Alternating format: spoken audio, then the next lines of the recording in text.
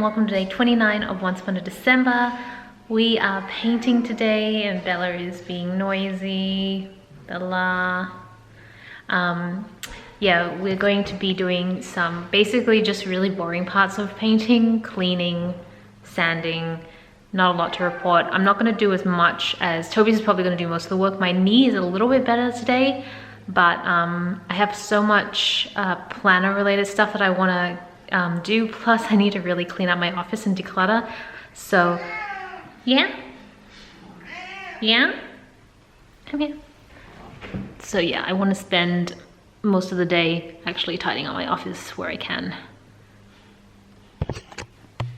Yeah, Bella, this is all our painting stuff. Yeah. Yeah.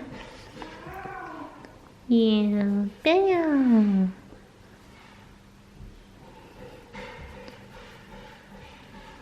So this is our passion fruit tree with our first passion fruit, and there's one somewhere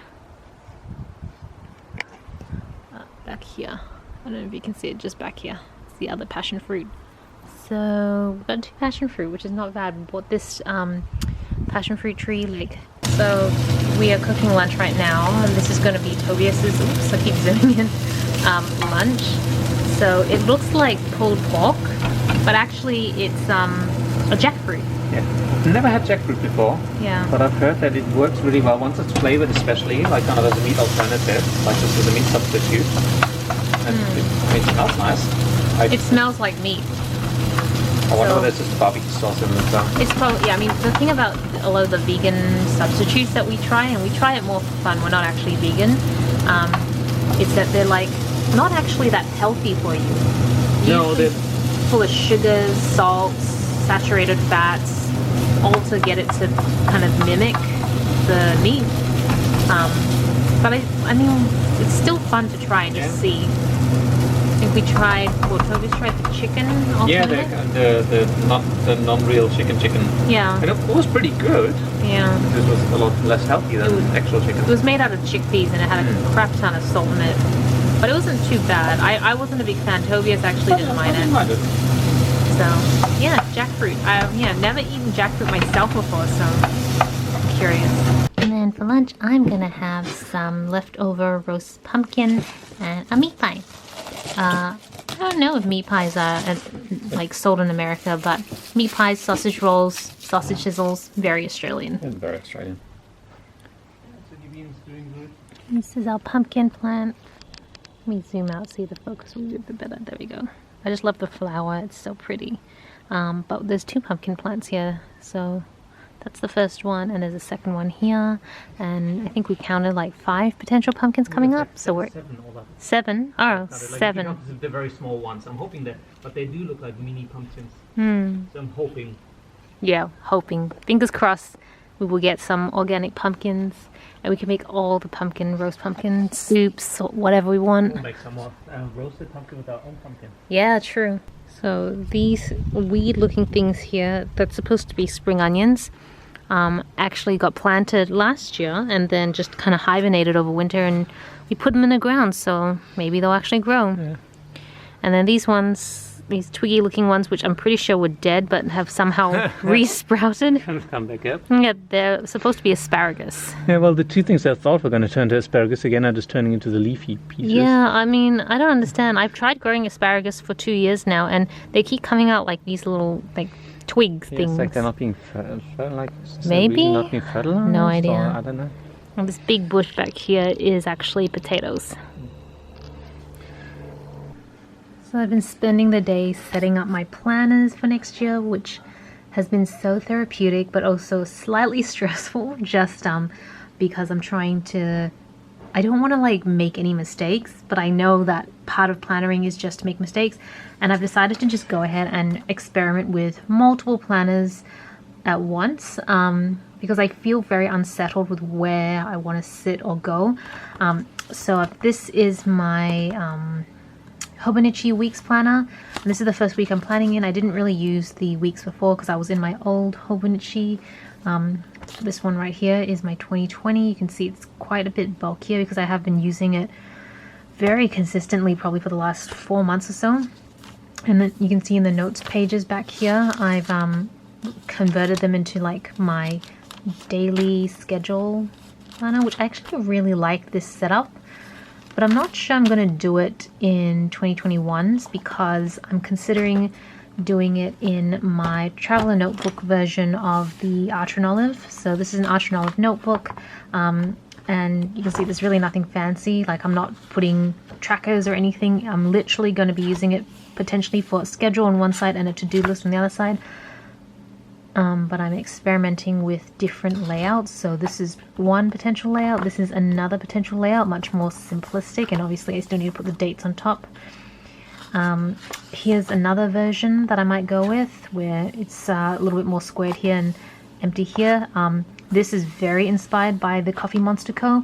And then this is kind of like a mishmash of how I've been doing it in my Hobonichi weeks, like this. So this just carries over, and then I have a massive to-do list. So though I might actually cut this short, and then I can use the bottom part for whatever else I feel like doing, decorative stuff or quotes or whatever. I'm not sure. The beauty of this being a normal notebook is that every day I have to every day I can customize it. The downside is every day I'm going to have to draw this out every day, but it's not a big deal. I kind of sit at the start of the week and I just draw it all out.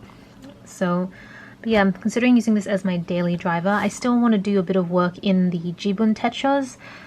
If you watch my planner channel, you would have seen me flipping through those. And I need to set up my other Hobonichis because I'll be using them for other things. And then, well, I've already set up my Wishel and Birch planner. This is my actual like bullet journal that if you watch my planner channel, then you would have likely or will likely see me set this up. But here's kind of like a sneak peek. Oh, I still haven't done a title page. But yeah, I have a measurement page, overview. I might just put washi tape over that, to be honest, because it really bothers me. But this is the future log. Themes for each month, my goals separated into sections, and then my gratitude for each month, books I intend to read. I want to actually draw each of the covers, and given that in 2020 I only managed to finish 2 or 3 books, even though my resolution was 24, so I think 16 is a good goal. It's kind of like that middle ground, because the year before I tried to aim for 12 and I only read 10 or 11, so I'm not sure why I thought doubling it made sense. But anyways, this is my YouTube videos tracker. I think I've shown this a few times. This is my current bullet journal, but I'm about to retire this given it's the 29th, so it's got like 2.5 days left, and then this is pretty much it. Where is it? Oh, here it is. My YouTube tracker. You can see all the YouTube videos I've uploaded over 2020, which is kind of crazy to look back on. Hey internet, so it's the end of the day, and it's been a pretty busy day in the sense that Tobias did a lot of painting and I did a lot of decluttering.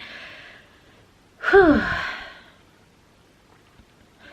But I'm struggling so hard to declutter right now. Like, I have basically allocated myself a set number of boxes that all my planners, except for the ones that I'm currently using, need to fit in, and it's not fitting.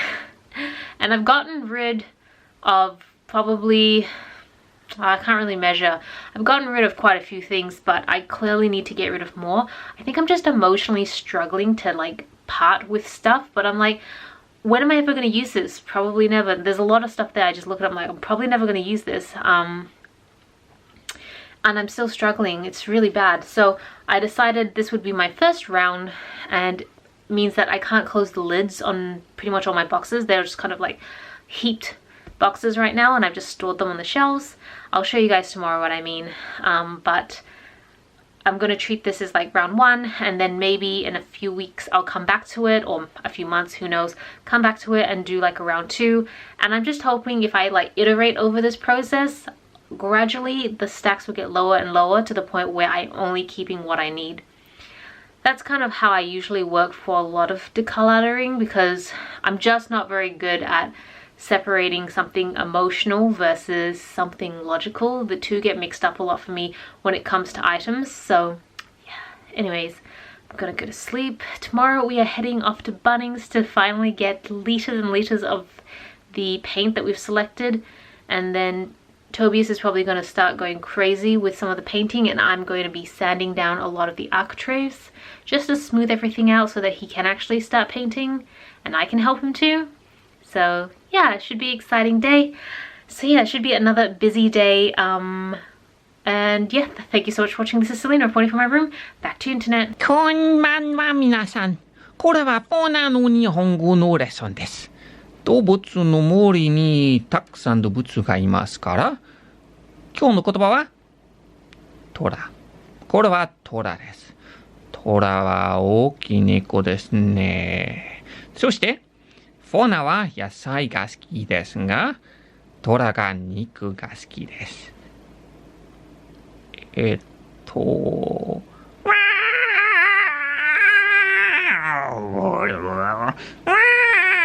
トラです。わかりましたか？終わりましょう。